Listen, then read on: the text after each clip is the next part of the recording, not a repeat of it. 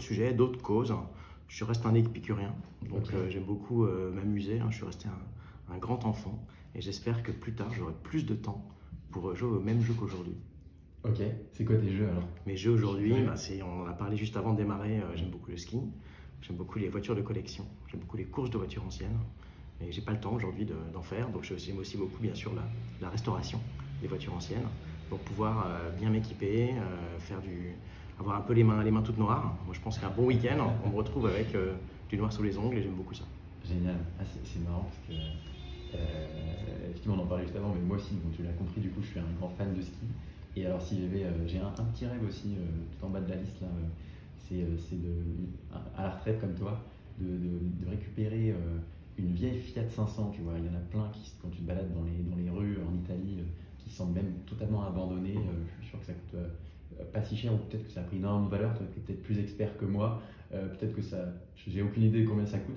Mais mon rêve, effectivement, c'est de la retaper à la main, quoi, d'avoir ça dans un coin du garage où tu passes tes journées, tes semaines, tes week-ends à retaper une voiture de A à Z. Et tu vois le travail qui se construit, tu vois Ouais. les difficultés, tu apprends parce que maintenant, comme partout, on a plein de tutos qui sont disponibles. Donc même sans être mécanicien, on arrive maintenant à restaurer des moteurs, des carrosseries, des boîtes, trouver les boîtes, trouver les pièces, chiner dans le monde entier et c'est super sympa. T'as déjà fait ça, toi? Ouais, j'ai fait ça. Ouais. Sur quoi comme voiture? Alors je commençais par une 911 ancienne Incroyable. et voilà, la seule que je pouvais me payer avec mon petit budget 964. non, une 911 de 65, tu vois, donc une D'accord. très ancienne, une 2 Ok. litres. Et j'ai pu ensuite faire des courses avec, j'ai pu faire le tour du Portugal, le Monte-Carlo, des trucs comme ça. Donc ouais, bien restauré. Et depuis, je l'ai vendu, mais pour acheter d'autres choses. Mais voilà, ça a été mon point de départ dans le monde de la collection. Incroyable. Tu me fais saliver déjà. Incroyable. Ok, donc Christophe, mais alors tu as parlé d'équilibre, donc tu feras des voitures anciennes, mais si tu gardes un équilibre, ça veut dire que tu prévois de bosser encore un petit peu à côté de ça ou avoir des projets Alors oui, parce que je pense qu'on n'est pas manichéen dans le travail. Ça ne s'arrête pas, comme on le dit aujourd'hui, à 64 ans C'est un sujet ou de à politique. 62 ans exactement. On a une cause en fait chez Clower, c'est l'emploi des seniors. Ça, je ne sais pas si tu es au courant. Mais on a des comptables expérimentés, retraités, qui travaillent pour nous et qui vérifient les liasses fiscales. Moi, mes cofondateurs, on est 3 cofondateurs, j'en ai un qui est retraité. Et pourtant, on travaille. Et il adore le travail qu'il fait. Et je suis sûr que moi aussi, quand je serai à l'âge de la retraite, j'aurai envie de continuer parce que je pense que je peux apporter de la valeur, parce que je pense que j'ai encore des choses à apprendre aussi, bien sûr. Et donc, ne pas m'arrêter comme ça à partir d'une date, mais de poursuivre et de faire évoluer toujours cet équilibre dans le sens de ce qui finalement te convient le mieux. Trop cool. Donc toi, Christophe, une retraite active entre passion, projet sympa, projet plaisir et puis peut-être travail. Bon, on est hyper aligné là-dessus aussi. Je pense que pour moi, je ne conçois pas un seul moment que ça s'arrête à 62, 64 ans, 65, je ne sais pas. Je n'arrive pas à m'imaginer qu'un jour tout s'arrête du jour au lendemain. Évidemment. Et c'est peut-être ça qui se produit quand on est passionné, on trouve des sujets qui nous tiennent à cœur. Mais alors avant de parler, avant de se projeter dans nos vieilles années, je vais te demander du coup de te présenter, de repart du début. Qui es-tu, Christophe? Alors qui je suis? Je suis Christophe Duprat, j'ai 47 ans, j'ai 3 enfants, j'habite à Paris. J'ai un passé surtout corporate, où j'ai beaucoup travaillé dans des banques. Mon métier, c'est d'être transformé, les métiers des banques. Et je l'ai fait avec pas mal de succès dans certaines activités, on va en reparler j'imagine. Et maintenant, je suis CEO et cofondateur de Clower, le spécialiste de la compta fiscale des investisseurs immobiliers. Trop bien. Donc toi, tu as grandi à Paris? Ouais, je suis auvergnat au Ok. départ. J'ai fini mes études à Nantes, j'ai fait l'école d'ingénieur, après une école de commerce en région parisienne. Et je suis à Paris depuis la fin de mes études. Ok. Marié à une parisienne. Bon, personne n'est parfait. Ok, trop cool. Et alors, tu dis que tu as pas mal une carrière dans le corporate, donc tu as travaillé combien de temps en banque notamment et dans les grands groupes? Ouais, alors j'ai fait d'abord 5 ans de conseil. Ok. Ensuite, j'ai monté ma petite société de location de voitures de collection, un peu D'accord. comme quand on ne se renie pas. Ouais. Et ensuite, j'ai rejoint Société Générale dans un des métiers en particulier qui s'appelle ALD Automotive, qui fait du leasing automobile. Donc métier très peu connu jusqu'à il n'y a pas si longtemps. Et en tant que patron du marketing et de la stratégie, j'ai fait vraiment ce pivot de métier d'un loueur de voiture vers un opérateur de mobilité. Et cet opérateur de mobilité qu'on a construit, on l'a introduit en bourse, on a fait l'IPO. On a levé 1,3 milliard. Donc c'est devenu maintenant un vrai pilier d'une activité majeure de Société Générale et qui est maintenant un leader mondial avec une rentabilité à 2 chiffres, une croissance à 2 chiffres depuis 20 ans. Génial, trop bien. Donc toi, tu es arrivé chez ALD, raconte-moi, c'était quand une petite structure, il n'y avait pas grand monde. Alors effectivement, je suis arrivé chez ALD, quand les nouveaux arrivants se rencontrent, on te demande alors qu'est-ce que tu fais? Je travaille en banque privée, je travaille en banque de détail, je travaille sur les marchés. Moi je travaille chez ALD. Ah bon, c'est quoi ALD? C'est un loueur de voitures longue durée, des voitures de fonction, tout ça. Ah bon, on a des voitures chez Société Générale et on peut les louer le week-end et tout? Non, c'est des voitures de fonction de la Poste, de la gendarmerie, de France Télécom, etc. Et donc c'était vraiment un métier qui était inconnu et aujourd'hui c'est vraiment un des 3 piliers de la banque grâce justement à cette évolution de ce métier. Alors bien sûr ça ne se fait pas tout seul, maintenant sur environ 45 pays, sur environ 7000 personnes, donc c'est devenu une énorme entité. Ouais. Et suite à cette transformation, à cette IPO, ensuite moi j'ai rejoint la direction générale de Société Générale pour aller transformer d'autres métiers. Je l'ai fait partiellement un peu dans l'assurance, un petit peu dans les financements d'équipement. Mais là où finalement je me suis beaucoup amusé, c'est qu'à un moment je suis parti en Inde, je suis parti monter un incubateur de FinTech à Bangalore. Alors Bangalore, pour se figurer, c'est un peu la Silicon Valley indienne. Ouais. Il y a plus d'Inde que de Silicon Valley quand même, à Bangalore, donc soyons bien clairs de ce que c'est. Donc avec toute ma petite famille, mon chat, on est parti monter cet incubateur.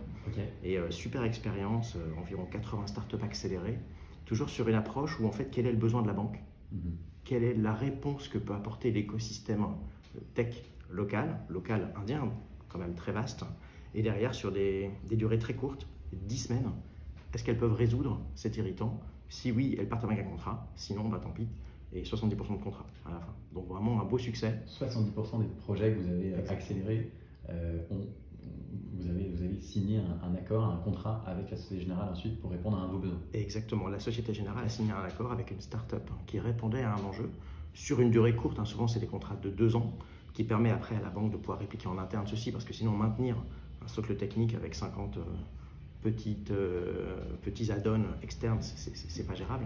Mais effectivement, un fort succès qu'on a après exporté en Afrique comme concept, qu'on a après exporté en Europe de l'Est. Et donc tous les métiers où finalement la banque est très présente sur des points technologiques en particulier. Génial. Wow. Donc, ta femme et tes 3 enfants t'ont suivi, et ton chat t'ont suivi en Inde pour cette aventure-là. C'est un sacré... Et c'est vraiment quelque chose de fondateur. Je trouve que c'est transformant. Tu referais? Parce que je referais 1000 fois, évidemment. J'aurais même refait avant, si j'avais pu. Mais tous ces éléments de consumérisme, on va dire, sur lesquels j'étais très proche. J'aime bien les belles voitures, les belles montres et compagnie. Et une fois qu'on a vécu un peu en Inde, on relativise tout ça.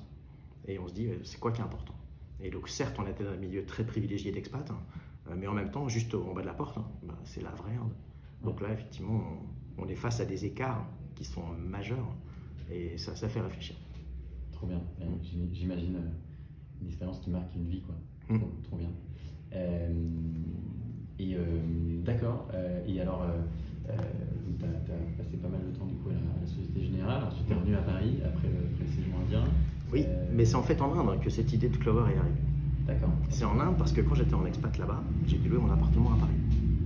Donc j'ai dû trouver un agent, un locataire, un comptable pour me faire tout ça. Et donc j'ai trouvé un comptable qu'on m'a recommandé, super. Donc à la fin il me fait ma déclaration fiscale. Et j'étais surpris parce que même sans être comptable de métier, je me disais c'est marrant, normalement avec l'amortissement je ne devrais pas payer d'impôt, puis là je paye de l'impôt, alors c'est bizarre. Donc je pose la question. Donc vu que je suis un tout petit client pour lui, déjà il ne me répond pas. J'insiste un peu, il me répond. Puis on me dit voilà, est-ce que voilà une nouvelle version de la déclaration fiscale, ça vous va mieux? Oui, mais ça me surprend quand même comme démarche. On peut faire évoluer comme ça les chiffres. Donc je me suis dit, mais c'est quand même bizarre. J'arrive pas à joindre mon comptable. 2, le chiffre il change un petit peu à loisir. Donc c'est quoi finalement le sérieux qu'il y a derrière? Et est-ce que il y a combien de personnes qui subissent ça? Il y en a 3 millions en France. Et il y en a 21 millions en Europe. Donc du coup, je me suis dit, là, il y a un irritant. Il y a quelque chose qui n'est pas bien traité par les acteurs actuels. Donc il y a un truc à creuser. Et quand je rentrerai en France, je creuserai. Je me suis dit ça en Inde.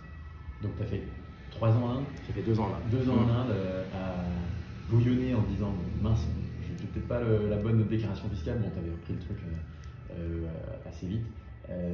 Et débarquer à Paris, tu poses des valises et là, tu te lances directement dans ta nouvelle aventure. Alors, presque. Je débarque à Paris, je retourne chez Société Générale qui m'accueille parfaitement. Et là, le Covid arrive. Donc un peu de temps, moins de transport, une organisation un petit peu plus souple, on va dire. Et je me mets un peu à réfléchir et je me dis, bon, alors cette histoire-là d'investissement immobilier, tous mes copains en Inde, là-bas, ils avaient déjà des apparts un peu partout. Moi, j'ai 45 ans, je suis un peu à la traîne. Il fallait au moins que je vois ce que c'est, quoi, de faire un premier investissement locatif, voir quelles sont les contraintes et ensuite pouvoir créer un service qui puisse aider les gens à investir dans l'immobilier. C'était un peu l'idée de départ, tu vois. Tu n'avais pas acheté du coup t'avais acheté ton appart, ta résidence? Non, j'ai ma RP à Paris, voilà, simplement, okay. Mais j'avais pas du tout d'investissement locatif. Okay. Donc du coup, on m'a recommandé quelqu'un, un CGP, ouais. Immobilier, spécialiste, qui s'appelle Jean-Marc, qui est maintenant mon associé cofondateur. Et donc Jean-Marc m'a été recommandé, fait une petite découverte avec moi en me disant, voilà, alors qu'est-ce que tu cherches à faire, c'est quoi, il y a une ville qui t'intéresse ou pas? Moi, ma ville qui m'intéressait, c'était Le Havre, parce que je crois beaucoup en cette ville. Il y a pas mal d'investissements locatifs d'ailleurs depuis qu'ils se sont faits là-bas. Ouais. Donc ça m'intéressait d'aller acheter un truc au Havre, pas trop cher, c'était vraiment pour mettre le pied dedans et voir comment ça se passait, pour décortiquer le process et voir si je pouvais le répliquer en mieux ou pas quelque part. Donc on allait faire ces visites au Havre, accompagné toujours par Jean-Marc, et donc au déjeuner. C'était l'immobilier neuf Non, de l'ancien du LMNP, ouais, typiquement classique. Et donc au milieu de cette journée de visite organisée par Jean-Marc, on parle de nos projets, de qui on est, de ce qu'on a envie de faire. Et donc là, je lui donne un peu ma première idée, qui était de dire, tiens, on pourrait faire une banque dédiée aux investisseurs immobiliers, qui du coup propose un compte dédié à l'investissement, qui du coup propose aussi un crédit, qui du coup propose de la gestion locative, qui est dérivé de l'open banking, qui est des technos que pour le coup je connais parfaitement, qui pour le coup pourrait faire la compta de manière automatique, donc la déclaration fiscale, parce que tout ça, c'est basé sur la transaction. Donc à partir des transactions, on peut automatiser ça. Il me dit, ah ouais, c'est intéressant, écoute, creuse un peu. Moi, ça pourrait m'intéresser aussi, hein. J'ai plein de clients, voilà, ça pourrait les intéresser, donc ouais, creuse un peu. Et bien j'ai creusé. Et j'ai pris la démarche d'Amazon, qui s'appelle le Reverse Press Release.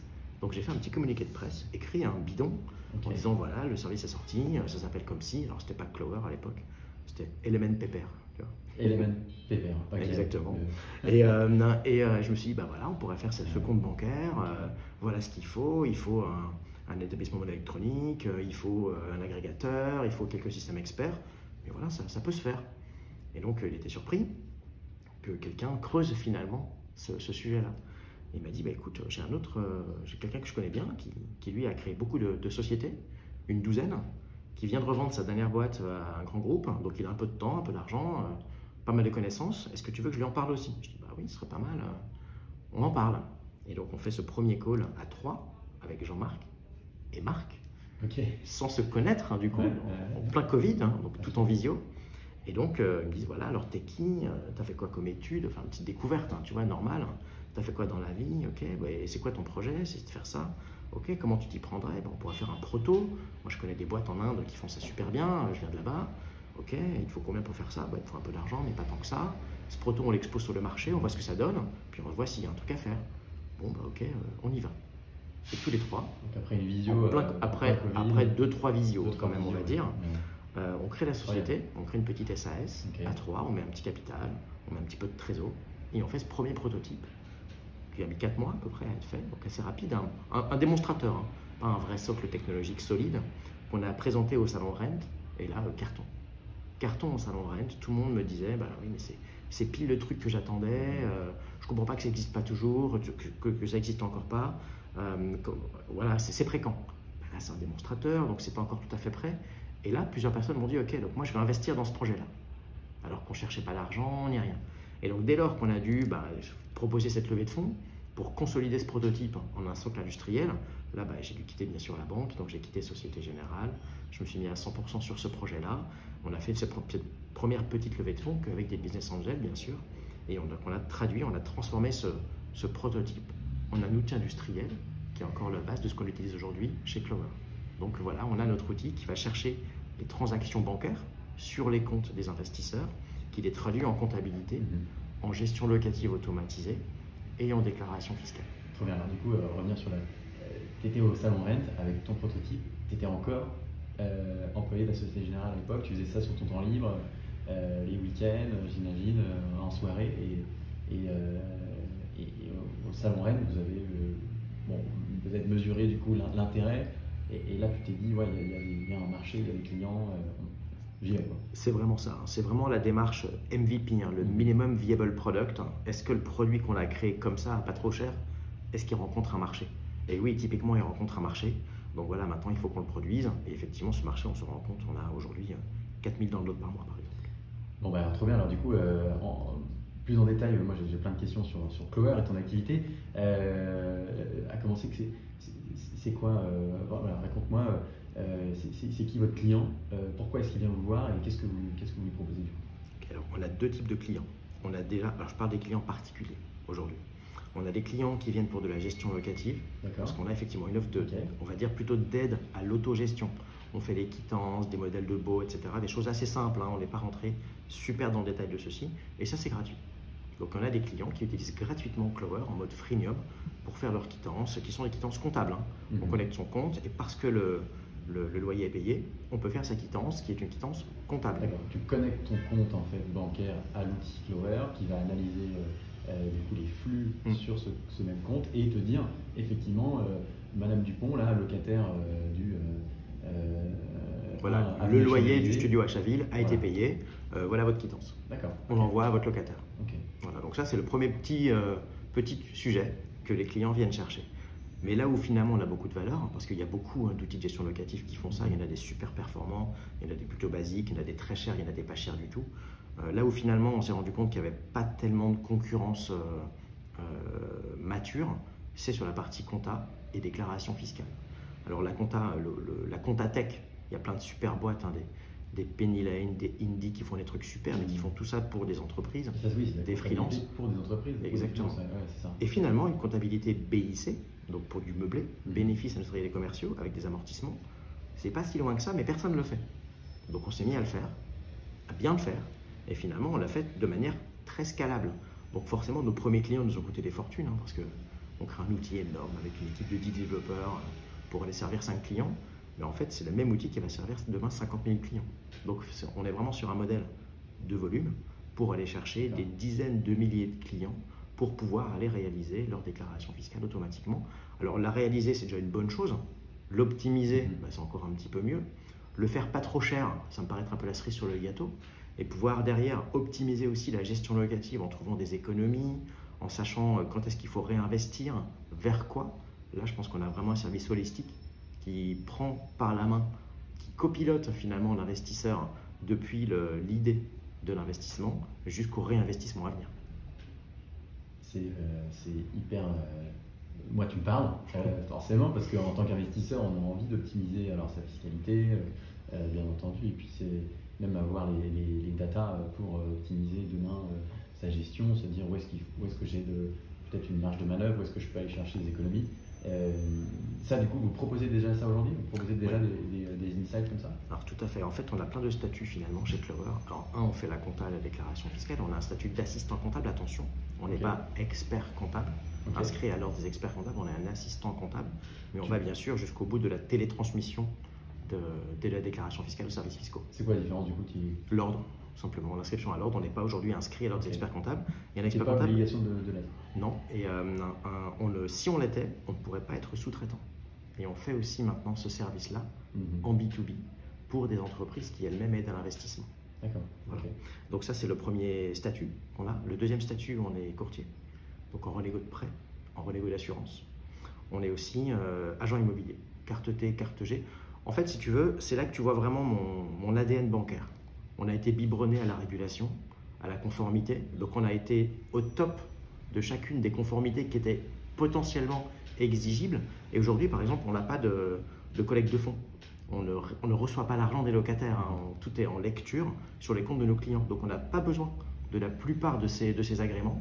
Pourtant, on les a avec les garanties financières. Comme ça nous permet de travailler avec tout un type d'entreprise en B2B. On travaille aussi avec des banques. On sous-traite pour des banques les déclarations fiscales de leurs clients investisseurs. D'accord, donc tu as des banques qui viennent te voir et qui, eux, proposent à leurs clients un service de déclaration fiscale. Exactement. C'est ta techno derrière qui l'opère. Tout à fait. Soit sous notre marque, certains préfèrent vraiment segmenter les choses, soit sous la marque de la banque. D'accord, hyper puissant. Génial. Et alors, donc tu disais voilà, ton client final, c'est l'investisseur qui a un appart, deux apparts, trois apparts, qui loue uniquement meublé, ou alors est-ce que vous faites aussi les déclarations fiscales d'autres types de location? Alors, est-ce que tu sais comment est-ce qu'il y a de régimes fiscaux dans l'immobilier en France? On va dire qu'il y a les régimes des revenus fonciers. Est-ce que tu comptes que le régime au réel et le régime micro-foncier sont deux régimes séparés? On compte en tout. En tout? Ouais. Alors, en tout, non, ça. Il y en a 48. 48, ok. 48 en comptant les Duflo, les Rempiens, les Pinel, 3, 6, 9, etc. Donc il y a 48 régimes fiscaux. On fait les 48 régimes fiscaux. Donc on fait pas uniquement le LMP. On fait pas que le LMP, on fait bien sûr du LMP, on fait des SCI, ALIS, ALIR, des SAS, etc. Dès lors qu'il n'y a pas une holding qui elle-même nécessite un apport de commissaire aux comptes, on peut le faire. Ok. Voilà.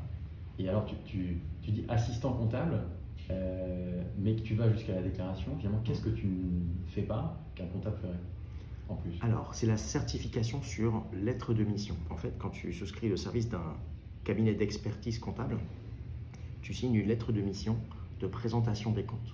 Cette lettre de mission, elle t'engage sur une durée avec un préavis de départ. Et donc, si tu veux quitter un expert comptable, il faut respecter ce préavis de départ, qui est parfois de 3 ans avant la fin de l'exercice, pour pouvoir passer à un autre comptable. C'est pour ça, finalement, qu'il n'y a pas d'attrition, il n'y a pas de churn dans la compta immobilière, et il n'y a pas beaucoup d'LMNP qui font faillite par rapport aux entreprises. Donc, nous, la différence, c'est qu'en fait, ce n'est pas le cabinet comptable qui va extraire les données des factures. On ne demande pas les factures, on demande les transactions. Donc, ces transactions, soit elles viennent du compte bancaire connecté, soit elles sont rentrées manuellement, où tu peux très bien sur l'interface dire j'ai reçu 500 € de loyer ce mois-ci, le mois suivant, 6 000 € de loyer cette année, etc. Ça, c'est ta responsabilité.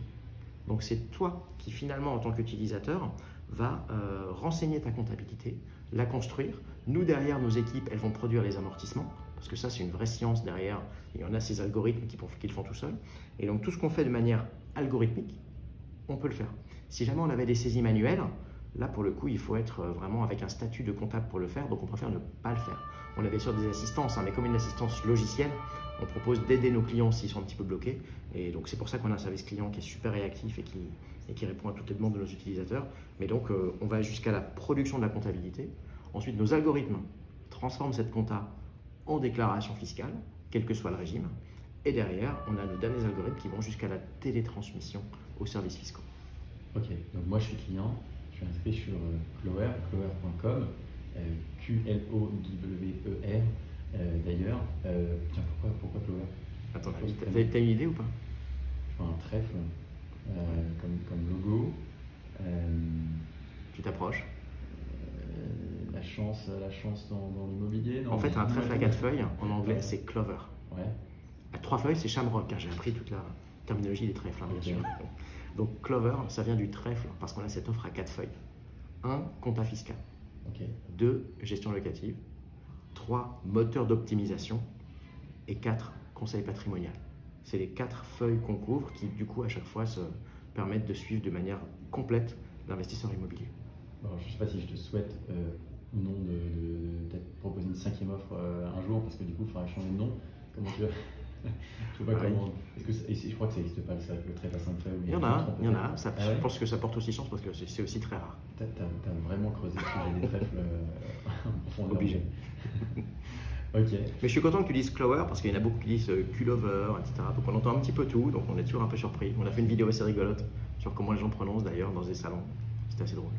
Ouais, on est coutumier du fait parce qu'on nous appelle Beuvoac et je peux pas leur en vouloir. C'est qu'on a choisi un mot, on a remplacé une lettre, le I par un E, donc forcément ça peut porter à confusion.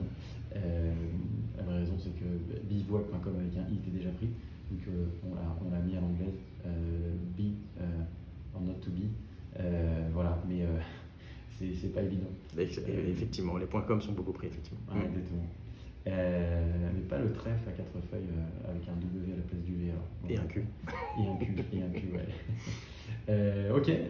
Et alors, donc finalement, moi je suis client chez Clower. Je connecte ma banque. J'ai du coup ma déclaration fiscale qui s'édite automatiquement, que je dois vérifier vérifier, j'imagine, valider, voilà. Parce que tu l'as dit tout à l'heure, c'est ma responsabilité. Et ensuite, si je veux, elle est transmise automatiquement. J'ai rien à faire quoi, sur la comptabilité et le suivi de ma fiscalité, de mes investissements, j'ai rien à faire. Alors plus précisément, comment ça fonctionne? Certes, tu vas alimenter ta compta. On va partir de la comptabilité au départ. Tes loyers, tes charges. Notre rôle, c'est de s'assurer que tu n'as pas oublié de charges déductibles. Tiens, c'est drôle, tu n'as pas de taxe foncière sur cet appartement, ça me paraît surprenant. Vérifie quand même qu'il n'y a pas une taxe foncière. Tu m'as déclaré que tu avais un financement, je ne vois pas l'assurance emprunteur. C'est étonnant qu'il n'y ait pas d'assurance emprunteur. Pourtant, c'est des gros montants déductibles des revenus. Donc, on va t'inciter à aller chercher ces charges qui sont généralement oubliées. Ça fait partie de l'optimisation. Une fois qu'on a effectivement toutes les cases, on a des contrôles qu'on appelle des sanity checks chez nous. Donc, des contrôles de cohérence. Si par exemple, tu me dis, tiens, oui, j'ai acheté une télé avec 4 000 € pour mon studio que je loue 400 €, on va dire, tiens, c'est quand même marrant, on aimerait bien voir que la télé, elle est vraiment bien dans l'appartement. Ça pourrait être louche pour le fisc, donc c'est louche pour nous. Donc, on va te demander de justifier ces éléments-là. Okay. Mais sinon, on n'a pas besoin de tous les justificatifs. Donc, ce qui est bien avec Clover, c'est que tu ne commences pas par scanner tes dizaines et tes dizaines de justificatifs de l'année. On se passe de ça. C'est simplement si on trouve qu'il y a des incohérences, des précisions nécessaires, que là, on va te demander ces justificatifs. Et bien sûr, c'est ta responsabilité toujours. Donc, ces justificatifs, même si on ne te les demande pas, tu dois les conserver en cas de contrôle fiscal. Les factures d'achat de mobilier, enfin, il faut quand même prouver que tu as encaissé tant de loyer si jamais demain tu as un contrôle fiscal. Exactement. En cas de contrôle, il faut prouver effectivement l'ensemble de ces demandes. Il peut y avoir des fois des choses qui paraissent un petit peu étonnantes. Ah oui, j'ai perdu mon justificatif de ci. Bon, fine, hein, enfin, ça reste humain. Si pour chaque transaction, il y a un petit doute, à un moment, il n'y aura plus de doute qu'il y a une arnaque derrière. Donc voilà, il faut être rigoureux sur la conservation de ces justificatifs et pas bien sûr déclarer n'importe quoi qu'on ne pourrait pas justifier. Ça, bien entendu, l'honnêteté prime toujours. Suite à ça, on réalise ce qu'on appelle un pré-bilan de gestion locative. Donc là, on va te dire, voilà, Martin, ce qu'on a retenu de ta compta, c'est tout ça. Donc, il n'y aura pas d'impôt cette année grâce aux amortissements. Et voilà les charges qu'on a pu déduire. C'est bon, il manque rien. Et là, tu vas dire, ah mais c'est drôle, je ne vois pas mes travaux. Ah bah oui, je n'avais pas rentré mes travaux. Et moi, je ne peux pas savoir qu'il y avait des travaux, par exemple. Donc, effectivement, tu vas dire, ah bah non, regardez, j'ai encore 1 000 € de travaux. Bah, très bien, on va donc encore approfondir ce déficit cette année. Et c'est bon, avec ces travaux, on est OK? Oui, on est OK. Et hop, on télétransmet la liasse fiscale. Une liasse fiscale, alors bien sûr, nos clients sont en majorité du LMNP. C'est là qu'il y a finalement une déclaration qui est un petit peu complexe à faire avec de l'amortissement. Une liasse fiscale LMNP, je ne sais pas si vous l'avez déjà vu, ça fait 17 pages. Donc c'est un vrai petit morceau de bravoure, hein, une petite face nord de l'Everest à faire. Et une fois qu'elle est faite, on la télétransmet aux services fiscaux. On reçoit un accusé de réception. Et donc on transmet bien sûr à nos clients la liasse fiscale complète, l'accusé de réception et le bilan final de gestion locative. Et ce bilan final, il reprend les éléments du pré-bilan qui ont été validés. Les loyers, c'était combien cette année? C'était tant. Les charges, c'était combien? C'était tant. L'amortissement, ça rajoute tant aux charges. Est-ce qu'il y a de l'impôt ou pas? Et toute chose égale par ailleurs, combien de temps il n'y a pas d'impôt? Grâce au réservoir de déficit qu'on a construit. Donc là, ça donne une vraie indication, il n'y a pas d'impôt pendant 6 ans. La 7e année, sans réinvestissement, il y aura le retour à l'impôt. Donc, qu'est-ce qu'il faudra faire l'année 6 pour éviter cet impôt? Soit réinvestir en travaux, en mobilier, en rénovation énergétique ou réinvestir dans un autre bien immobilier. On apporte aussi des optimisations possibles. Par exemple, on va faire des appels de prix vers d'autres assurances, demain d'autres box internet, d'autres domiciliations de SCI par exemple. Et on va dire, tiens, vous payez tant sur cette prestation-là. Par exemple, l'assurance emprunteur, hein, c'est un gros sujet en ce moment. Et ben, on a refait un calcul de prix avec les informations qu'on connaît, sans bien sûr, dans le respect total de la RGPD. Donc il y a des infos qu'on ne sait pas. On ne sait pas, par exemple, si tu es fumeur ou pas. Je pense que tu n'es pas fumeur. Et derrière, donc, on pense que tu pourrais payer ce prix-là chez notre partenaire assureur. Et ben, dans ce cas-là, si tu es intéressé et que tu veux exercer cette optimisation de revenus de 3 300 € en moyenne, hein, c'est ce qu'on observe sur ce montant d'assurance emprunteur, et ben, tu peux souscrire à cette nouvelle assurance. Donc là, on va te donner en fin d'année le montant total des optimisations qu'on t'a proposées et le montant total des optimisations que tu as souhaité exercer. Et donc, tu vois vraiment le rôle, la valeur ajoutée de notre type comme Clover qui se veut hyper proactif. Génial. J'imagine, j'ai accès à tout ça sur mon espace en ligne. Je peux avoir ces graphiques, ces optimisations que tu me présentes à ma disposition à n'importe quel moment. Alors, on travaille là-dessus. Ok. Ces éléments, ils existent, ils sont proposés à nos clients, mais ils ne sont pas encore proposés via l'interface. On va faire finalement des batchs. En fait, on va analyser la donnée de nos clients et on va faire une campagne en disant, tiens, chez nos clients, qui est-ce qui pourrait optimiser son assurance emprunteur? Ok. Et donc là, on va faire une campagne qui va dire, tiens, pour vous, en particulier, on a trouvé une économie de temps, et c'est vraiment le montant qu'on a identifié pour vous en particulier, donc c'est extrêmement personnalisé. Est-ce que ça vous intéresse ou pas? Si oui, ben voilà, on prend rendez-vous, on a un petit échange, on explique comment ça se passe et quelles seront les prochaines étapes. Donc c'est pas, on cherche à la rajouter aujourd'hui dans l'espace client, mais aujourd'hui, ce qu'on n'arrive pas à traiter côté produit, parce que là tu parles du produit, on traite côté data avec du marketing direct. Ok, trop bien. Et alors tout ça, ça me coûte combien? Ça me coûte. Tu me proposes plein de services là, je me dis, putain, ça va être 4 fois plus cher qu'un expert comptable classique. Ben, c'est 4 fois moins en fait. 4 fois moins cher. Ouais. Ok. C'est quoi pour toi le prix d'une déclaration fiscale LMNP pour un appart? Ah, écoute, ça dépend. Tu vois, si tu vas prendre un CGA, un centre de gestion agrégé, agréé, pardon, agrégé, rien à voir. Donc tu vas avoir une déduction supplémentaire de tes revenus. Je crois qu'en coût, alors du coup ça va coûter alors de 600 euros, quelque chose comme ça. Et tu peux en déduire une partie. Donc en coût réel, autour de 250, 300 euros, comme ça. À peu près. Alors les moins chers aujourd'hui du marché sont autour de 250 euros en prix facial. Les plus chers, on a vu des fois des 1600 euros pour un appart. Là, c'est vraiment le record du plus cher comptable que j'ai jamais vu. Donc ça coûte 150 euros pour un appartement par an. On a aussi un forfait mensuel qui est à 12 euros par mois. Donc si on a un forfait mensuel, ça vaut 144 euros. Ça comprend la compta, la déclaration fiscale, la gestion locative et le conseil patrimonial. Trop bien. Donc ça, c'est le prix total de Clower. On est aussi bien sûr éligible à la déduction des 2/3 du CGA, du centre de gestion agréé. Donc si on rajoute une centaine d'euros pour un CGA, donc si à la fin ça coûte 250 euros, on enlève les 2/3, donc on arrive à 80 euros. Donc en coût réel, pour moi, investisseur, c'est 80 euros. Quoi. C'est 80 euros et c'est déductible des revenus locatifs, bien sûr. Génial. Bon, bah, avec ça, vous devez cartonner. Alors, pourquoi toute la France entière n'est pas encore chez Clover? Parce qu'il faut se faire connaître. Hein. Le service a que 2 ans aujourd'hui, donc effectivement, on voit qu'on a un vrai, on voit qu'on répond à un vrai enjeu. Aujourd'hui, ça se voit sur les downloads. Hein. Donc Clover, c'est disponible sur les stores et aussi sur une web app. Hein. Donc sur clover.com, on peut ouvrir son compte ou télécharger sur son Android ou son Apple. Et donc on a environ 3500 downloads chaque mois. Derrière, donc ça fait des créations de comptes, bien sûr. Alors tout le monde ne s'abonne pas, hein. Le freemium, aujourd'hui, il y a une vraie part d'être. Ensuite, bien sûr, on reste un outil récent. Donc je vais être très, très honnête et très transparent. Il y a des parcours qui sont encore un petit peu rugueux. Donc nous, maintenant, notre rôle, c'est de travailler sur ces sujets-là. On a préféré d'abord investir sur la partie déclaration fiscale, comptabilité. C'est vraiment là qu'il y a le plus de valeur. Et c'est aussi là qu'il y a une valeur forte en B2B. Les banques, ce n'est pas la gestion locative qu'elles vont chercher aujourd'hui, c'est vraiment cet outil de déclaration fiscale et c'est aussi ces analyses patrimoniales qu'on va non pas livrer au client final, mais qu'on va livrer aux conseillers patrimoniaux. Donc ces conseillers patrimoniaux, finalement, voient leur dialogue alimenté par Clover, ils peuvent parfaitement préparer le prochain rendez-vous qu'ils ont avec leurs clients investisseurs. Très bien, donc vous travaillez aussi avec des CGP, c'est ça, ou des professionnels d'investissement et à qui vous donnez ces analyses? On travaille aussi avec des cabinets d'expertise comptable. Génial. Et ça, c'est une grande surprise. On pensait travailler contre eux, ce qui était idiot. Hein. Je vais être clair, hein, c'était idiot de penser travailler contre cet ordre qui est structuré, qui apporte de la valeur. On se rend compte que finalement, ils ont un vrai besoin de transformation digitale. Alors ça tombe bien, c'était mon métier avant, dans la banque. Donc apporter cette transformation digitale au cabinet d'expertise comptable est quelque chose de vraiment important pour eux. On réduit drastiquement les coûts de production des LIAS et LMNP, hein, parce que là, on va vraiment beaucoup plus parler des LMNP, des SCI, LIS, là où il y a de l'amortissement. Et derrière, là aussi, on le fait sous leur marque, donc Clover n'apparaît pas dans ce cas-là. Et on se rend compte que maintenant, le côté marque blanche prend le pas sur la marque Clover. Donc finalement, cette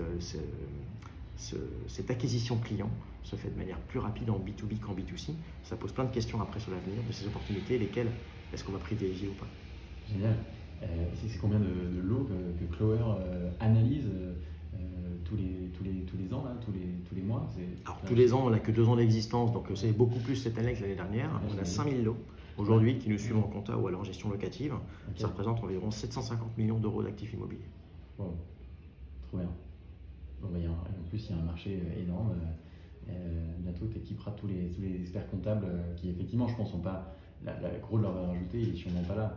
C'est pas d'aller scruter les comptes de leurs clients et déduire ce que comptabiliser vraiment, ce qu'un algorithme peut faire automatiquement. Quoi. Alors c'est ça, en fait, ça leur permet de se reconcentrer sur le conseil. Exactement. Une fois que la l'IAS est faite et que l'analyse patrimoniale, enfin, le bilan de gestion locative est rédigé, on voit vraiment, quand est-ce qu'il va falloir réinvestir. 2, est-ce qu'il faut réinvestir plutôt en travaux, plutôt en nouvel investissement locatif ou simplement faire des petits travaux par-ci par-là. Tout ça, c'est vraiment le conseil que maintenant on peut beaucoup plus clairement délivrer l'expert comptable, le banquier, le CGP, la PropTech, qui sont tous les types de clients avec qui on travaille. Génial. Et alors, pour terminer sur Clover, tu m'as parlé des projets en cours, j'ai compris pas mal d'évolutions sur le produit, mais où est-ce que vous voulez l'amener? C'est quoi Clover dans 10 ans? Alors, même avant, mon objectif, c'est de créer un leader européen. L'année prochaine, on sera leader en France, de la compta immobilière. Alors, on s'est un peu dessiné un périmètre, la compta immobilière, est-ce que c'est une industrie? Nous, on va dire que oui. Et l'année prochaine, on sera leader en France de la compta immobilière. Fort de ça, on veut partir à l'étranger. Ça ne sert à rien, à mon avis, d'aller chercher des pays si on n'est pas déjà dans une position de leadership dans le territoire domestique. Donc, fort de ça, on va trouver uniquement sur une approche B2B cette fois les bons partenaires qui vont savoir nous emmener dans les pays qu'on souhaite. En un, c'est l'Allemagne. Okay. L'Allemagne, c'est 50% du marché européen à lui seul.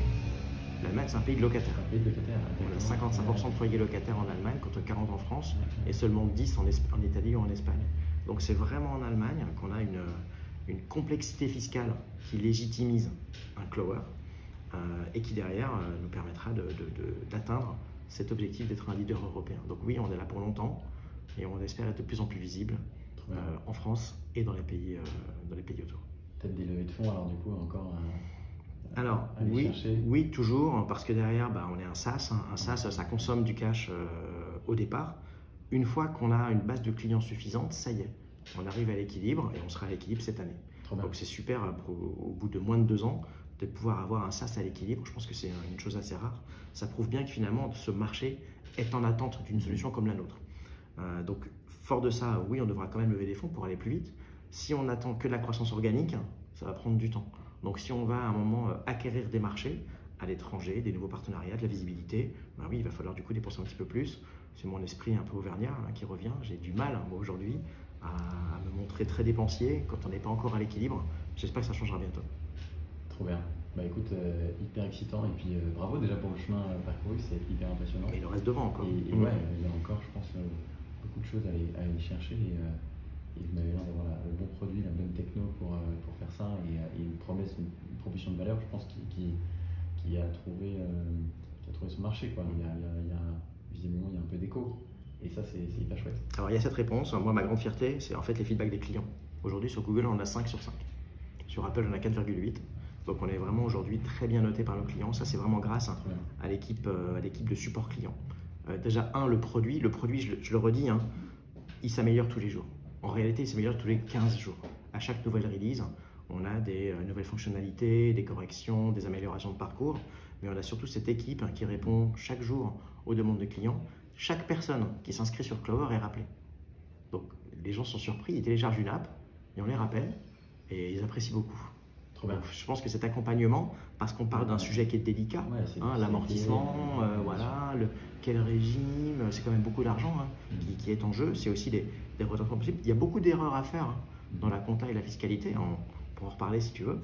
On a vraiment un besoin de réassurance de nos clients qui apprécient vraiment l'accompagnement qu'on leur offre. Et combien de personnes aujourd'hui? Aujourd'hui, on est 14 pour faire tout ça. Donc, je peux dire que ça travaille. Génial, merci pour tous ces insights, c'est hyper intéressant. Alors revenir à l'immobilier et toi, ton parcours, Donc toi, t'es allé au Havre, t'as acheté un truc finalement au Havre ou Ouais, j'ai acheté un petit appart, un petit 3 pièces au Havre. Ok, Alors, pour info, un 3 pièces au Havre, ça coûte 70 000 balles. Ok. Donc bon, tout le monde n'a pas 70 000 balles sous le sabot du cheval d'à côté. Mais à cette époque-là, il y a 2 ans, faire un crédit, c'était pas compliqué. Donc voilà, 70 000 euros pour mettre le pied à l'étrier sur l'investissement locatif, ça m'a beaucoup appris. Pour la petite anecdote, on a tout meublé, on a fait des petits travaux nous-mêmes, vraiment un petit peu d'investissement personnel, tu vois, pour y aller. Et de manière assez rigolote, j'avais acheté un frigo quasi neuf sur le Bon Coin. En le montant au premier étage, hop, on a marché sur le fil électrique du frigo. Donc il s'est du coup déconnecté, donc j'ai essayé de le réparer, donc ça y est, le frigo s'allumait, donc j'étais content d'avoir réparé. Puis quand mon locataire est arrivé, il s'allumait mais il faisait pas de froid le frigo. Donc j'ai dû bien sûr remplacer le frigo. Donc fausse économie. Donc ouais, aller chercher les frigos sur le Bon Coin, C'est pas bon. pas toujours une bonne idée. Ok. T'as lancé d'autres projets après ou non? Après tu t'as lancé Clover. Ouais, j'ai lancé Clover. En fait, pas mal de temps. Déjà, lancer Clover, c'est quand même, quand tu es salarié d'une grande banque, hein, tu quittes tout, tu démissionnes pour aller monter ta propre venture, c'est quand même beaucoup de risques.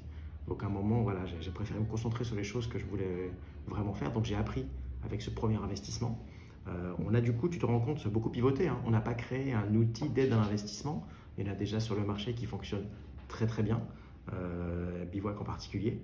Et on s'est vraiment rendu compte en se cherchant que de l'aide à l'investissement, à la gestion locative, c'était vraiment la compta fiscalité qui était le gros pain des investisseurs aujourd'hui. Et donc c'est vraiment sur ce sujet qu'on a souhaité investir suite à ces multiples pivots. Là maintenant on a trouvé notre place, on a trouvé notre territoire et on se rend compte que vraiment on comble un manque aujourd'hui du marché. Je t'ai posé la question tout à l'heure, mais pourquoi est-ce que tu voulais te lancer dans une aventure entrepreneuriale quand tu as peut-être le confort d'une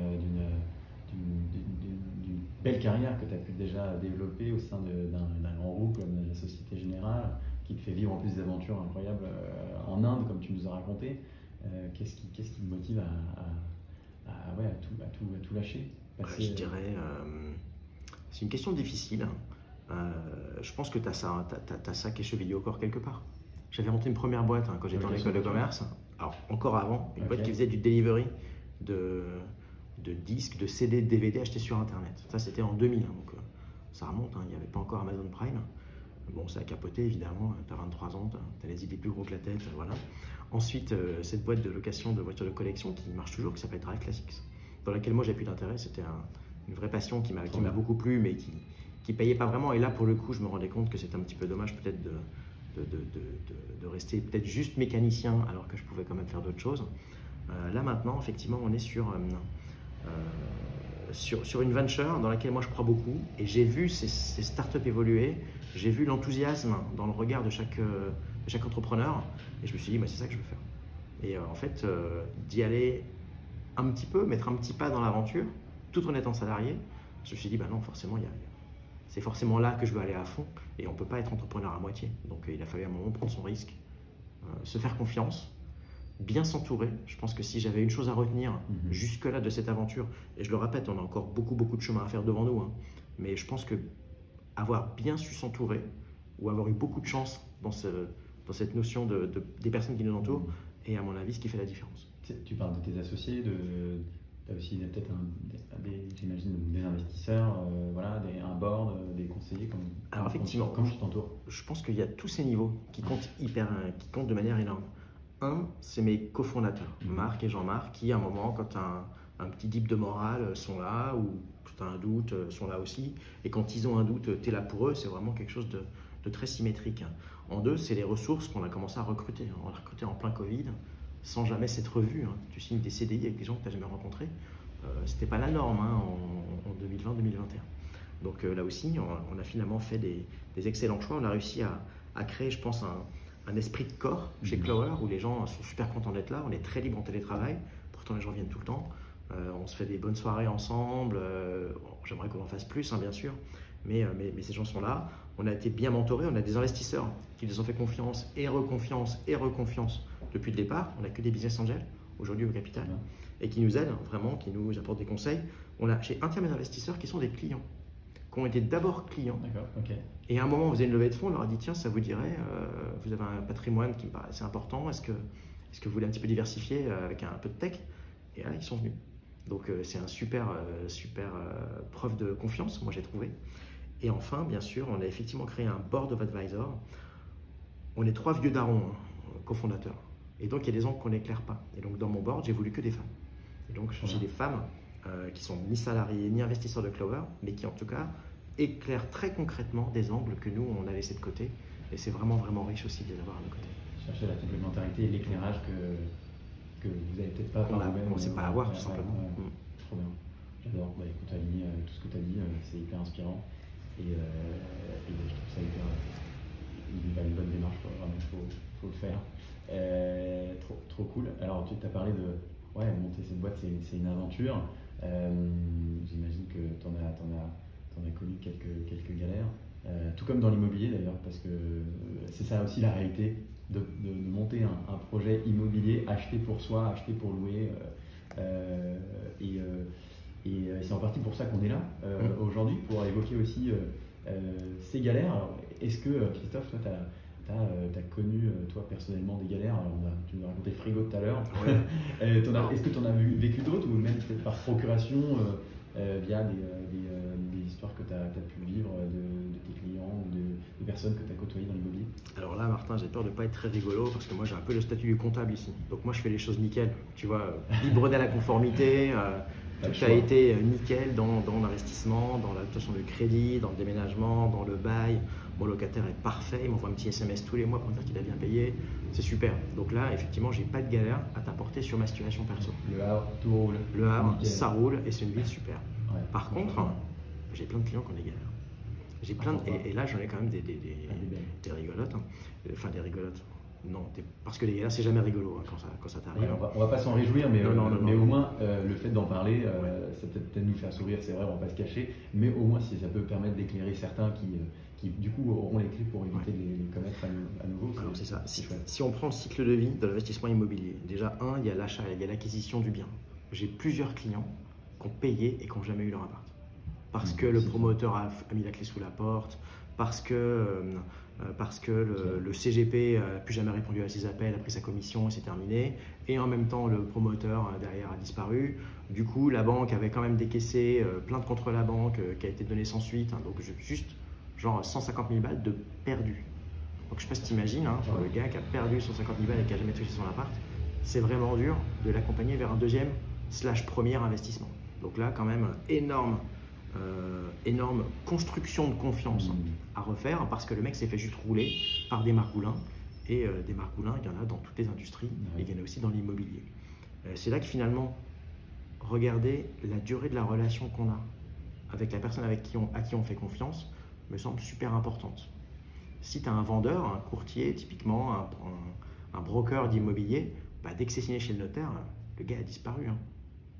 Faire confiance à quelqu'un qui va faire ta compta tous les ans, si tu as promis 17%, ce qui juste n'existe pas dans l'immobilier sans risque, et si tu ne fais pas 17%, ton comptable il devrait te dire pourquoi tu n'as pas fait 17%. Donc c'est là que finalement la durée de la relation doit, à mon avis, être bien observée par rapport aux personnes avec qui on a envie de contractualiser. Ça, c'est le premier point. Le deuxième point, c'est le broker, toujours qui va vendre son truc, qui va à nouveau plus répondre, mais en plus promettre plein de mensonges. La TVA est récupérable, etc. Donc tu achètes un appart à 250 000 balles, tu penses que tu vas récupérer environ 45 000 balles de TVA, mais en fait tu ne le récupères pas, parce qu'il ne t'a pas dit que pour faire ça, il fallait que tu apportes le petit-déj tous les matins à tes locataires. Donc tes locataires, ils t'attendent tous les matins avec des croissants, ils t'attendent à la blanchisserie et le ménage tous les jours. Donc toi, bailleur, tu n'es pas là pour faire ça non plus. Et simplement, tu t'es fait avoir, tu n'as pas compris que le mec qui t'a vendu l'appart, il a finalement estimé que tu étais en meublé de tourisme avec TVA récupérable et que tu ne l'es pas du tout, parce que tu as une colocation simple, normale, et que ce n'est pas du tout du touristique. Donc là aussi, il y a des vraies contre-vérités qu'on peut être apportées par des margoulins, à nouveau, qui… Des faux de conseil, quoi. Des faux de conseil, mais le gars, il est plus joignable, il a pris sa commission, et voilà, c'est terminé. L'achat dans le neuf, finalement, il faut faire gaffe. Exactement, il faut faire attention. Oui, le métro, je sais que le métro va arriver, j'ai mes sources à la mairie, le tramway va passer juste en bas. Ah bon, mais c'est marrant parce que c'est encore même pas voté. Allez, si le métro passe pas, je vous offre un WC. Verbatim de certains promoteurs. Okay. Donc des choses qui sont à chaque fois assez rigolotes. Donc ça, c'est pour la partie acquisition. Ensuite, il y a la partie déclaration. Nous, c'est surtout ça qu'on voit. Alors la partie déclaration, il y a soit les charges qu'on oublie de déduire, donc non, moi j'ai pas de taxe foncière, donc je me suis dit, il y en a une quelque part, donc c'est qu'elle a raté. Donc si vous la mettez pas, tant pis, c'est pour votre perte, mais il y en a quand même une quelque part à un moment. Ou alors, c'est les charges qu'on va déduire alors qu'elles ne le sont pas. J'ai des clients qui commençaient à déduire toute la mensualité du crédit. Ah bah oui, je paye un crédit, donc je déduis bien mon crédit quand même. Bah non, c'est que les intérêts, les frais de dossier et l'assurance emprunteur. Mais le capital n'est pas déductible des intérêts. Donc quand le fisc regarde un peu ceci, forcément, ça se voit très vite et le rappel coûte cher. Là, c'est dans le cadre d'une. Comme tu l'as dit tout à l'heure, il y a 48 régimes fiscaux. 48 régimes fiscaux, donc autant de manières de déclarer ses revenus et de se faire fiscaliser, c'est-à-dire payer des impôts. Effectivement, là, quand on se lance dans un investissement et qu'on opte pour un régime fiscal, par exemple, comme le LMNP au réel, là, on vient bien comptabiliser l'ensemble des revenus et également l'ensemble des charges qui sont déductibles de ces revenus pour en déduire un résultat qui va être soit positif, et dans ce cas-là, on va payer un impôt dessus. S'il est négatif, on parle du coup d'une situation de déficit qui va être alors, pour le cas de LMNP, reportable un certain nombre d'années, qui nous permet du coup de ne pas payer d'impôt pendant X années à la suite pendant ce report de résultat. Et voilà, là effectivement, c'est là ton métier, on en discuté tout à l'heure. Il faut bien savoir qu'est-ce qui est récupérable, qu'est-ce qui est déductible ou pas, parce que sinon, c'est quoi le régulateur, le fisc qui débarque chez toi, tu peux leur payer, j'imagine que tu aurais dû payer en impôt sur les 10 années passées, et étonnamment. Alors oui, c'est ça. On a 4 ans pour aller faire un retour sur les précédentes déclarations. Quand il y a un doute, ça crée le doute. Et donc, on va aller chercher plus long. Et il y a déjà aussi surtout le temps que va prendre la déclaration. Alors, nous, notre outil, il aide vraiment, c'est-à-dire en fonction du régime fiscal, toutes les dépenses, on les renseigne. Et selon le régime fiscal, c'est déductible ou c'est pas déductible. Et ça, c'est Clover qui l'indique, bien sûr. Donc là, pour le coup, il n'y a pas d'erreur. Mais si effectivement, on oublie si on invente des travaux, c'est facile d'inventer des travaux. Je fais une facture sur un petit facturier et puis je me mets 20 000 € de travaux. Derrière, il faut quand même pouvoir les justifier. Donc ça, c'est des éléments que le fisc va chercher à regarder. J'ai eu par exemple des clients qui me disaient « Moi, j'ai acheté un tableau sur Le Bon Coin que je voudrais déduire parce que c'est dans mon LMNP au réel. Donc mon tableau, je l'ai acheté 100 €. Mais je peux très bien dire que je l'ai acheté 1 000 € mon tableau. » Je dis « Non, si vous l'avez acheté 100, déjà, vous n'avez pas de facture sur Le Bon Coin. Donc il faudrait quand même avoir le justificatif de la dépense. Si vous avez payé en cash, vous ne pouvez plus pas le déduire. S'il y a effectivement eu un paiement par transfert, peut-être que vous pourriez, mais là, c'est que 100 €. Et puis, si vous mettez à 1000, est-ce que vous dormirez bien? Donc, j'ai des clients qui cherchent une espèce d'ingénierie d'arnaque pour essayer de payer le moins d'impôt possible, mais qui finissent par très mal dormir. Est-ce que c'est la bonne solution? Nous, bien sûr, ce n'est pas ce qu'on recommande. Donc oui, bien lister ses charges. D'ailleurs, ce tableau-là, si tu l'as, tu es en LMNP réel, donc tu as une obligation de meubler avec des équipements classiques. Ces factures-là, alors en plus, tout le mobilier que tu achètes, il est amortissable sur 7 ans. Au-dessus de 600 €. Au-dessus de 600 €. Et non amorti sur 5 ans. Voilà, 5 ans, d'accord, ok. Et alors ton tableau, tu achètes un beau tableau à 700 €. Ouais. Ça, c'est 70 € par an, pendant 5 ans. Non, 700 €, c'est donc 140 € par an pendant 5 ans d'amortissement déductible de revenus locatifs. Mais il faut le prouver. Alors il faut le prouver, donc si tu l'achètes sur Le Bon Coin, il faut avoir un reçu et puis ce serait bien d'avoir une trace du paiement, quoi. Okay. Mais s'il n'y a que ça qui fait doute, en fait, face à nous, ça c'est un truc que j'ai appris, au service des impôts, c'est des humains. Alors, on se rappelle du clip des inconnus, hein, c'est des humains un peu spéciaux, ils ont des dents longues, etc. Mais en fait, pas du tout, hein, c'est des humains. Et donc, ils ont des lundis, ils ont des vendredis. Et donc, quand on a des problématiques avec eux, on parle avec eux, on échange avec eux. Moi, il m'est arrivé moi-même, plutôt le mardi, le mercredi, vendredi, il n'y en a pas beaucoup. Et donc, je me suis des fois déplacé moi-même pour aller solutionner les cas clients qui étaient coincés. Et en fait, ces gens-là, ils cherchent aussi à faire leur travail. Et finalement, il y a une vraie écoute. Et donc, il ne faut pas penser que c'est une espèce de galop tranché des investisseurs contre le fisc. C'est vraiment des gens, il y a un set de règles à respecter. Quand on les respecte, bien sûr, derrière, ça se passe bien et c'est facile à faire. Des fois, il y a des points de blocage, on peut poser des questions. Il y a une notion de rescrit fiscal qui est vachement intéressante. On pose sa question au fisc en disant, tiens, dans ma situation, j'ai l'impression, je donne un exemple. Quand on a un investissement locatif dans lequel après on se met à habiter et qui devient donc une résidence principale, combien de temps est-ce qu'il faut l'habiter pour ne pas avoir à payer la plus-value en cas de revente? Minimum 6 mois. Je sais pas. Moi, je sais pas. C'est ce que dit J'entends 6 mois, j'entends 1 an, j'entends 2 ans, j'entends 5 ans, j'ai entendu plusieurs choses. Donc là, typiquement, la bonne démarche, c'est de faire un rescrit fiscal en disant voilà, j'ai acheté cet appartement locatif, je m'y suis installé il y a 4 mois, je compte le revendre dans quelques mois, je pense que c'est 6 mois pour y habiter pour que ce soit ma RP et que je sois donc exempté de la plus-value, de l'impôt sur la plus-value à la revente. Est-ce que vous avez la même lecture que moi? Soit le fisc répond oui, oui, donc c'est bon. Soit le fisc répond non, non, c'est 2 ans ou c'est 5 ans. Donc là aussi, le vendredi, le lundi, parce que ça, c'est pas clairement établi dans les textes de loi. Soit le fisc répond pas. Et si le fisc répond pas, par défaut, c'est oui, oui. Donc tant mieux. Mais en tout cas, on a ce rescrit fiscal qui dit c'est bon, je peux, du coup, j'ai posé la question en proposant ce que j'allais faire. Comment est-ce que j'allais le comprendre. Donc maintenant, je fais ce que j'ai dit que j'allais faire et le fisc ne m'a pas dit que c'était faux, donc je peux le faire. Donc tu te connectes sur impôt.gouv, tu envoies un message. Il y a une section. Il y a une section rescrit fiscal, effectivement. Ouais. Alors là, c'est bien de se faire accompagner parce qu'il faut quand même le tourner dans une certaine forme. Si on met qu'est-ce que je dois faire, qu'est-ce que je dois faire pour payer l'impôt sur la plus-value ? Voilà, c'est pas forcément la bonne démarche. Donc il faut analyser sa situation, éclairé par un texte, et ça, c'est des choses bien sûr qu'on sait faire. On sait aussi accompagner le client pour aller chercher des crédits. En faisant un prévisionnel financier sur l'appartement, ça c'est des choses qui aident aussi beaucoup en ce moment, alors que ça se tend un petit peu côté crédit pour pouvoir aider à aller récupérer ces lignes de financement. Ok, génial. Donc alors, un client qui a acheté un tableau qui finalement se retrouve, se dit maintenant c'est pas déductible, à 100 € sur le bon coin, sans justificatif, payé cash, on va pas l'inclure finalement dans la comptabilité. Si avec ça on pourrait, mais si il y a 3 fois ça, il faut surtout éviter. Il ne faut pas derrière. En fait, déjà nous, nos algorithmes, vous repérez que c'est bizarre. Tiens, un tableau, c'est peut-être dans la liste des trucs. On a vu dans le libellé que c'était marqué tableau. Alors bon, c'est pas la Joconde, mais quand même, on va voir s'il y a d'autres choses qui paraissent bizarres.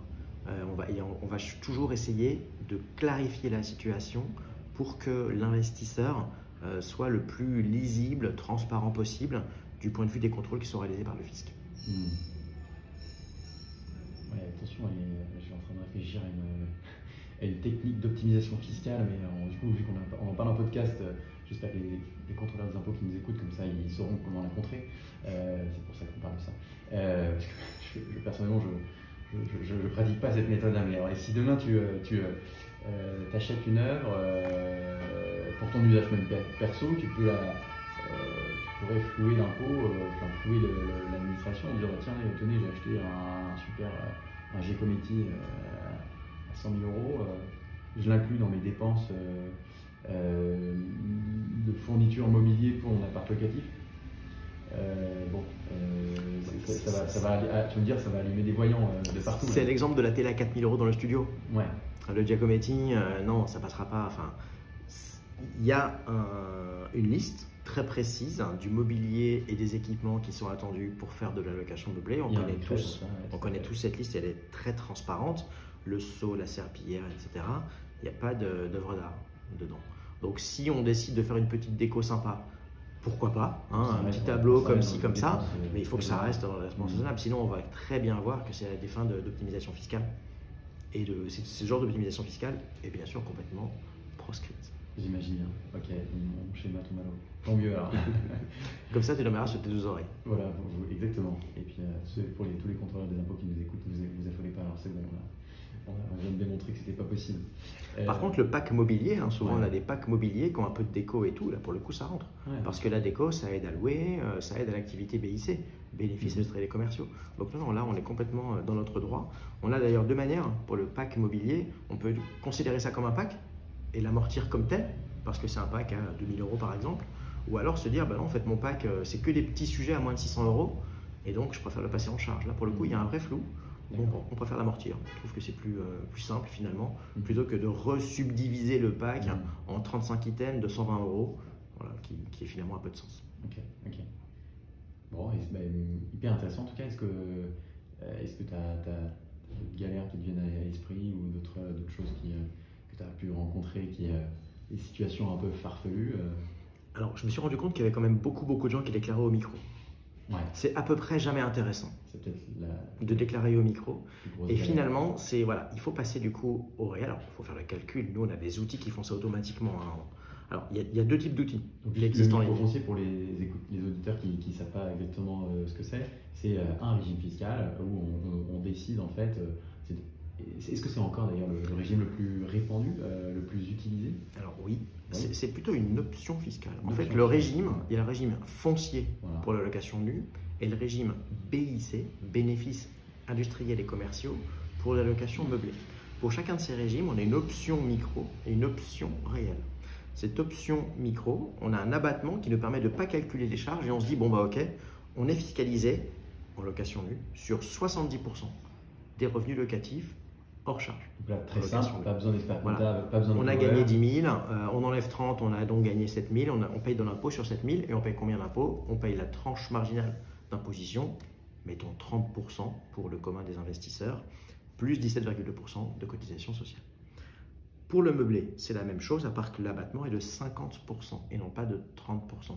Donc on est fiscalisé sur la moitié des revenus locatifs. Donc on gagne 10 euros, on est fiscalisé sur 5. Et là aussi, 30 plus 17,2, ça fait quasiment 50%. Donc on paye de 2,5 euros d'impôt sur 5 euros, donc sur 10 euros de revenus locatifs. Au réel, on fait le calcul de toutes les charges déductibles. Ce n'est pas les mêmes qui sont déductibles en location meublée qu'en location nue.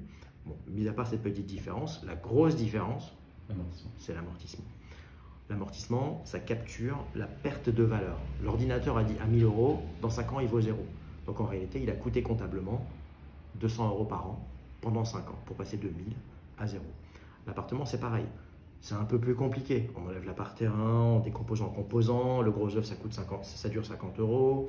L'agencement, ça s'amortit entre 5 et 10 ans. Chaque comptable ou assistant comptable a sa propre doctrine. Nous, ça, c'est les choses qui sont faites automatiquement, hein, bien sûr. Et on n'en déroge pas. Parce que la doctrine comptable, elle protège. Et il y a plein de forums où on dit oui, comment je peux optimiser pour avoir plutôt une durée plus courte, moins de codes par terrain, etc. Alors, dès lors qu'on sort de la doctrine du comptable, qui est validée par l'État, on prend des risques. Et puis deux, quand on commence à minimiser la cote par terrain, on prend beaucoup de risques parce que qu'est-ce qui fait qu'un appartement à Paris coûte cher? C'est le terrain. C'est le foncier. Certes, il est beau, il est haussmannien, mais c'est le foncier, c'est vraiment le terrain. L'emplacement. Voilà, donc le coût de la construction est quasiment le même hein, à Brioude qu'à Paris 6e arrondissement. Donc c'est le terrain qui coûte cher et donc c'est éthique effectivement d'avoir une cote par terrain qui varie avec le prix au mètre carré. C'est notre doctrine chez Clawal. Une fois qu'on a fait ça, on a toujours le choix donc, entre le micro et le réel. Donc l'option micro, l'option réelle. L'option réelle demande plus de calcul, c'est sûr, demande un outil comptable ou un cabinet d'expertise comptable, hein, c'est selon. Et par contre, là, en général, on peut créer du déficit, hein, et ce déficit est justement reportable, soit indéfiniment quand ce sont les amortissements, soit sur 10 ans quand ce sont les charges. Donc ça nous permet de ne pas payer d'impôt pendant 3, 5, 10, 15 ans, ça dépend de la rentabilité. Si on a une très forte rentabilité, l'impôt revient plus vite, Il va bien arriver évidemment. vite. Pour voir si c'est plus intéressant d'être au réel ou au micro, soit on peut demander 400 informations et faire le calcul, mais bon, c'est très long, très cher. Non, on demande 3 infos. Le prix de l'appart, le loyer et la surface. Et avec ça, avec des proxys, alors vu qu'on fait la compta de milliers de biens, les proxys qu'on a, c'est des bons hein, en général. Donc sauf cas extrême, on sait tout de suite en trois informations dire si effectivement le régime micro réel est préférable. Trop bien, bah écoute, ouais, ça je pense que la plus grosse des galères, mais donc tu sors tes clients qui viennent te voir, parce que du coup, peut-être tu as beaucoup de gens qui viennent te voir en disant moi j'étais au micro-foncier, en fait, je viens de payer pendant 10 ans plus d'impôts qu'il me fallait, quoi. Alors que tu aurais pu économiser des centaines d'euros et voire des milliers d'euros, ça dépend des volumes d'investissement que tu possèdes, mais chaque année, quoi. Alors exactement, et c'est là que finalement je reviens sur le côté humain des gens qui traitent nos impôts. Il y a un nouveau service maintenant qui s'appelle Oops, où on peut se tromper.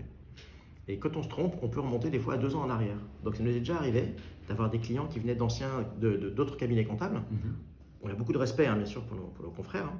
Et pourtant, il y avait quand même des erreurs assez massives qui avaient été faites avec des charges oubliées. Et donc, ça coûtait une fortune finalement aux clients. Donc, on leur a dit, écoutez, regardez, là, on peut reprendre 2 ans de compte en arrière si vous voulez. Donc, ça va vous coûter 2 années de plus chez Clawal. Donc, 2 fois 150 balles. Mais par contre, vous allez gagner 20 000 euros d'impôt. Donc, on y va? Ah bah oui, on y va. Donc là, ils sont très contents. Ça, c'est le cas des clients qui ont parfois été un peu mal accompagnés, ben, ça arrive parce que souvent, les déclarations fiscales et les MNP, eh ben, ce n'est pas le côté le plus noble pour les cabinets comptables, donc on refile un peu ça aux stagiaires, donc c'est pas toujours super bien fait, et voilà.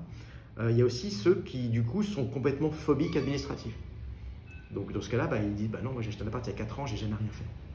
J'ai jamais rien déclaré, j'ai jamais déclaré mes revenus, j'ai jamais immatriculé mon activité. Et donc voilà, j'ose plus, je suis complètement paralysé par cette erreur que j'ai faite depuis 4 ans. Comment est-ce que je peux m'en sortir? Voilà, donc soit ça vient du fisc et ça commence à coûter cher s'ils s'en rendent compte, soit ça vient d'une démarche de l'investisseur et ils disent bah oui, voilà, j'ai oublié de déclarer, voilà mes 3 ans de déclaration. Et on paye de l'impôt comme on aurait dû le payer et il n'y a pas de surcharge. Donc c'est quand même sympa de la part des impôts de dire ok, vous avez oublié, c'est pas grave, on fait comme si et vous vous régularisez et puis on est bien. Donc moi je trouve ça quand même assez intéressant. J'ajoute une autre erreur qui est souvent faite par nos clients. Quand on loue un logement meublé, il faut immatriculer son activité et avoir un numéro de SIRET. C'est une immatriculation d'entreprise et c'est ça qui donne droit à la compta des entreprises et donc à l'amortissement. Donc ceux qui font au micro, souvent n'ont pas de SIRET. Et ceux qui créent un SIRET, alors ils lisent sur internet qu'il faut le faire dans les 15 jours après l'arrivée du locataire. Et donc ils démarrent leur activité au moment où le locataire arrive. Et en fait, cette date de début d'activité, c'est la date à partir de laquelle les charges sont déductibles. Avant, ça ne l'est pas. Donc si on le met à la date d'arrivée du locataire, tous les mobiliers qu'on a achetés avant, on ne peut pas le déduire. Tous les travaux, on ne peut pas les déduire. Et tous les frais de notaire et de courtage, on ne peut pas les déduire. C'est des dizaines de milliers d'euros. Donc là, il y a une vraie erreur. Et très souvent, quand on a un investisseur qui a déclaré lui-même son activité, son numéro de SIRET, il s'est trompé dans la date de début d'activité. Et nous qui avons un statut de formaliste auprès du greffe et de l'INPI, on doit recorriger ceci. Alors ça nous prend du temps, on facture 100 € cette prestation-là, mais ça fait économiser des dizaines de milliers d'euros à nos clients. Donc ça c'est un point important, c'est une erreur très fréquente en LMNP.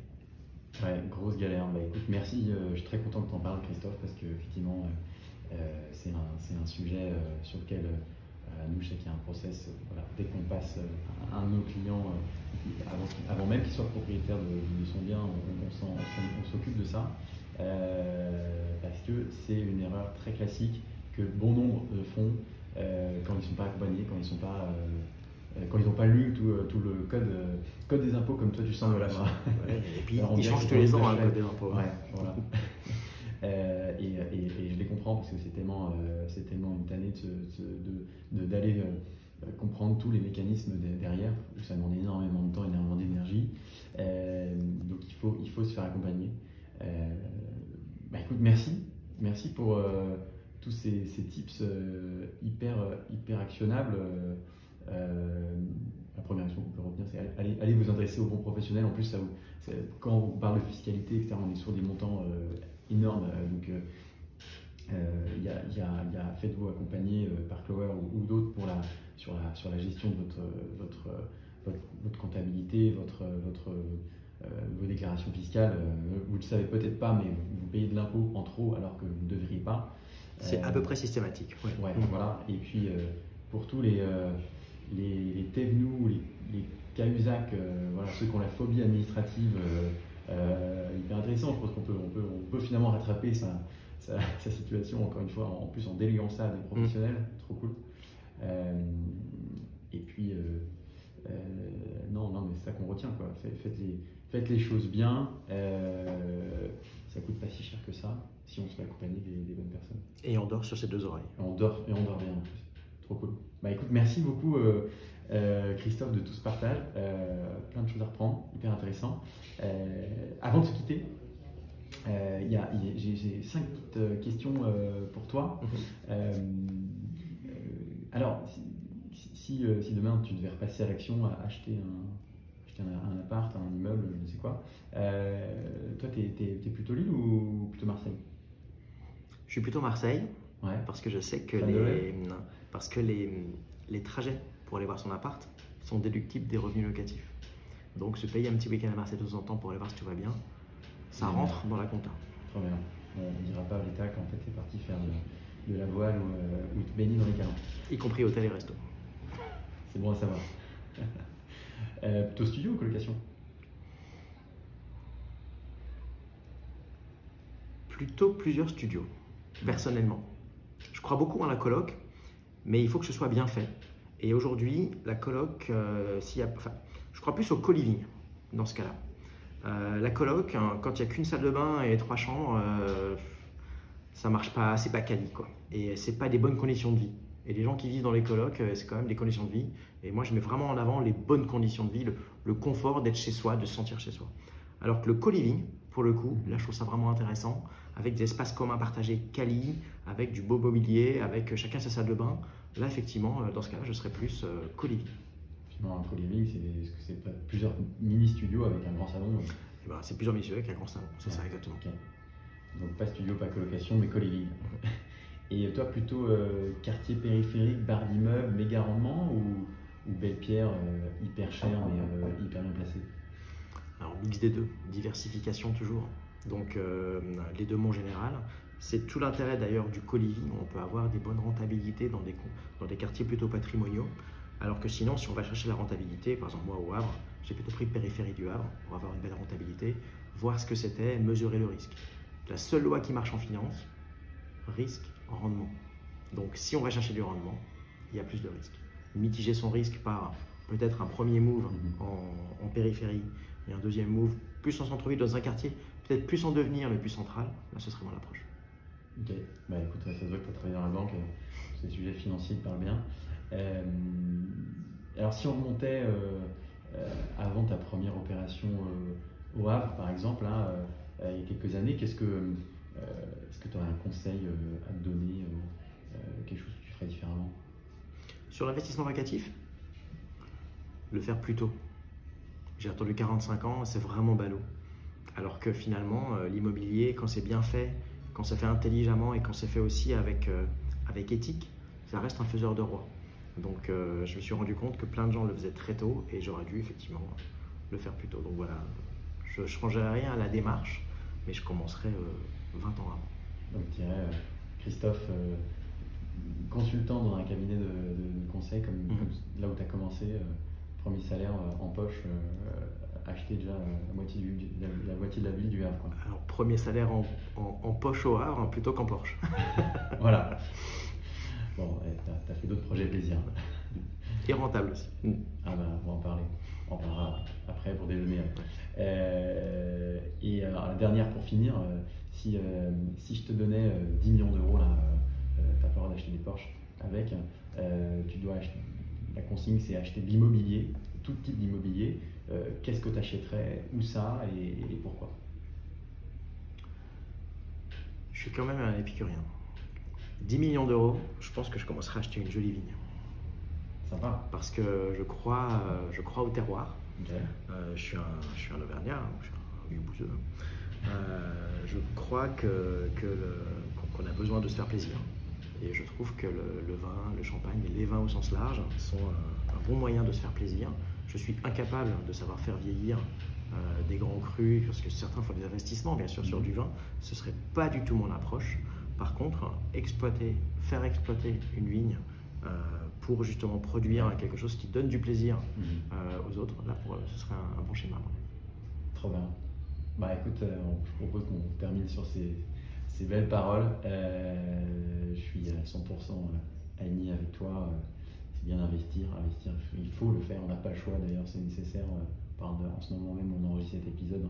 En mars 2023, il y a cette réforme des retraites qui est dans toutes les bouches. C'est l'actualité. Si ce n'est pas pour votre retraite, mettez vos progéniture à l'abri. Voilà, il y a toutes les raisons pour investir. Et pour le sens que ça procure aussi. Voilà, le sens que ça procure. Et pourquoi pas du coup le kiff, se faire plaisir. Investir dans des apparts que tu vas peut-être revendre dans 10 ans quand tu seras en pré-retraite. On ne sera même pas en pré-retraite, hein, dans 10 ans, de toute façon, tu n'as pas prévu de t'arrêter. Donc voilà, dans 10 ans ou dans 20 ans, tu revendras pour faire acheter un château, un domaine. Ouais. Peut-être un bon projet, ça. Ce serait très beau, effectivement. Et puis, entre-temps, avoir du sens dans son investissement en apportant des lieux de vie agréables à 40% des ménages français. Je pense que c'est aussi une mission dont on ne parle pas. mais les bailleurs ne sont pas tous des nababs. Par contre, ils proposent des logements à quasiment la moitié des Français aujourd'hui. Ouais, ouais.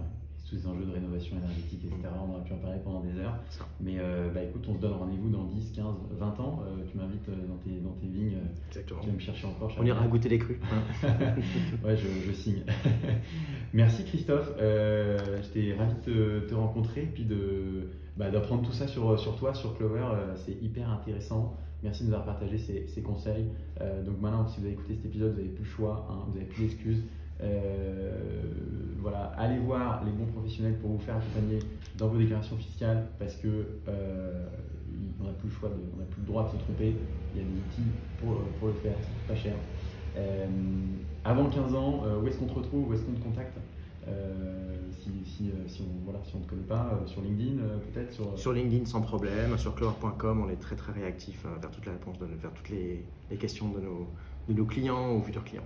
Ou même pour des questions d'ailleurs de non-clients, bien sûr. On répond à tout, à plein de locataires aussi par exemple. Génial, écoute, trop bien. Et merci beaucoup, c'était hyper cool. Et puis je te dis à très vite. Merci Martin, à bientôt. Salut Christophe. Yes. C'est bon pour toi? Bravo. Bravo, très chouette. Hein.